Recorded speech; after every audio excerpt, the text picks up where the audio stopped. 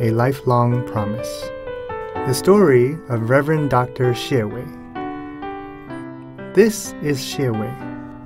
In 1924, 9-year-old Hsieh fell seriously ill. His recovery was nothing short of a miracle.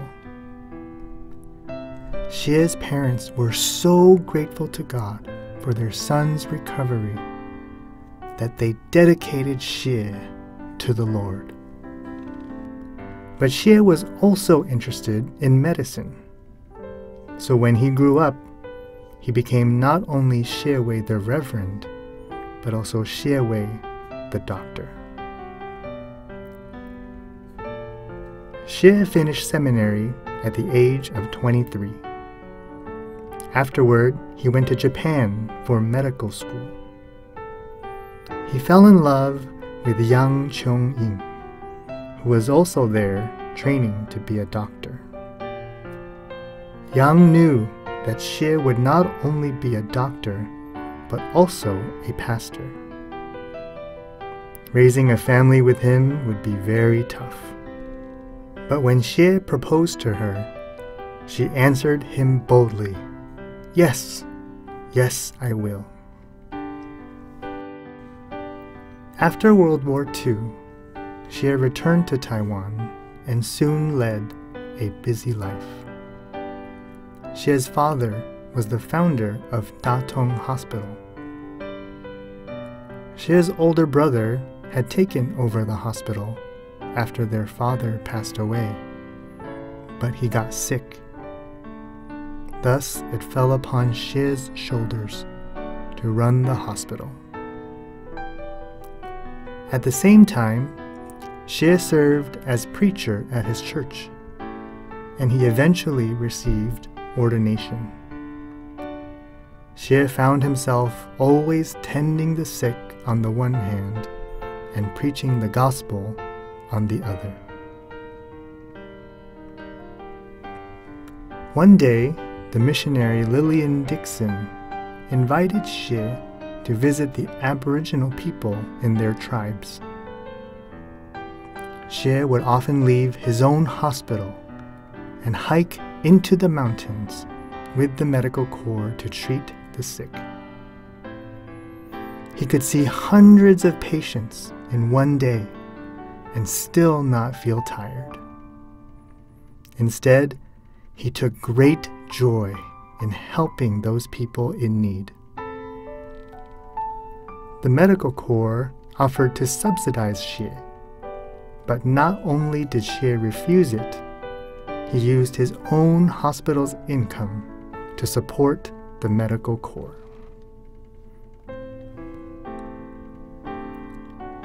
In 1951, Hsieh's life and work were pretty stable. He felt that he needed more training in thoracic surgery to better help his patients with tuberculosis. So he headed for the United States. Yang took up her white medical coat once again. For the next 3 years, she ran Da Tong Hospital and took care of Hsieh's mother and the whole family. She even invited people into the home for Sunday meals, particularly those who came from far away to attend worship. As focused as Hsieh was in the States, he still always thought about Taiwan's needs. In his final year in the States, Hsieh circulated his plan to establish a tuberculosis nursing home in the mountain regions of Taiwan. His vision inspired many people to donate to this cause, and also influenced Joyce Meredith McMillan's decision to come to Taiwan. Upon returning to Taiwan, Hsieh's schedule was even more packed. He continued to assist the church in Nantou and extended his care to nearby congregations. In Puli, he worked to establish the Puli Christian Hospital from a simple bamboo house. There, Hsieh cared for many sick Aborigines and formed a nursing school to train professional Aboriginal nurses. His work in Puli was later in the good hands of Dr. Alfhild Jensen and the nurse Bjarne Gislefoss.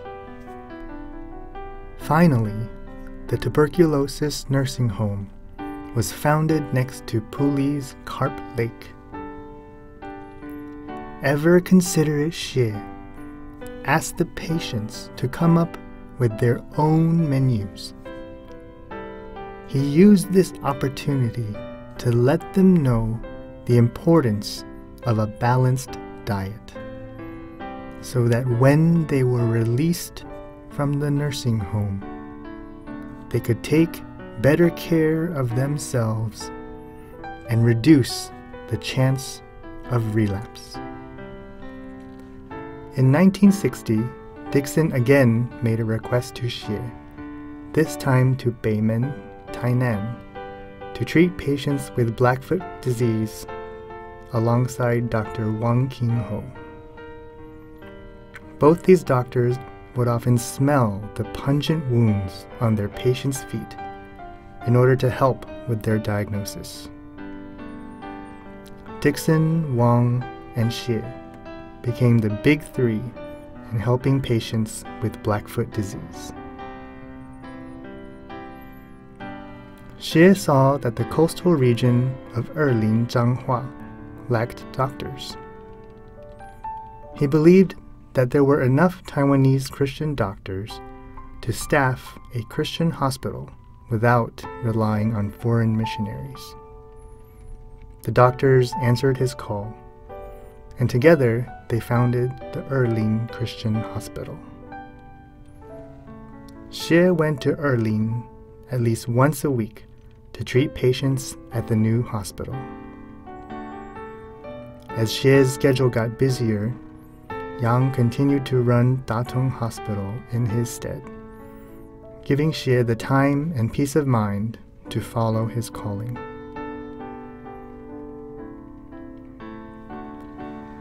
In the midst of his tight schedule, Hsieh would always attend his family's evening worship if he could make it. He was a great piano player and often accompanied all the singing, reading, and praying. An intercom in the living room would transmit the sounds of the worship upstairs. This allowed Hsieh's older brother, who was too sick to come down, to join in the proceedings.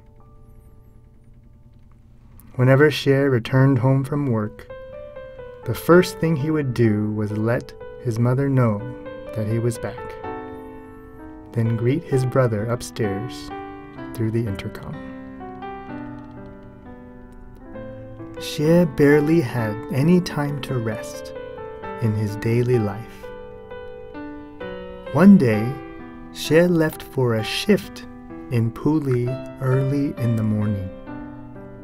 He came home for lunch and was soon seen preparing to drive to Erlin. "Aren't you going to rest a bit more?" Yang asked worriedly. Despite his weariness, Hsieh replied, "The less rest I get, the earlier I can arrive. Every minute I arrive early, my patients suffer that much less." "Be careful out there," Yang said. "You too," Hsieh replied. "The home, the kids, the hospital, they're all in your hands." He then sped away to his destination.